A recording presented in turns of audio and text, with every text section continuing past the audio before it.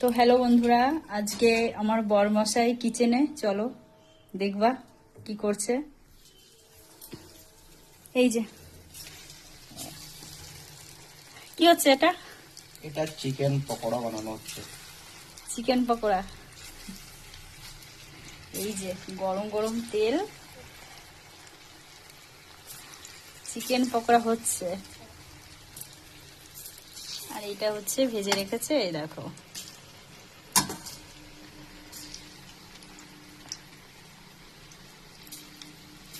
শুধু চিকেন পকোড়া হবে না, অন্য কিছু হবে?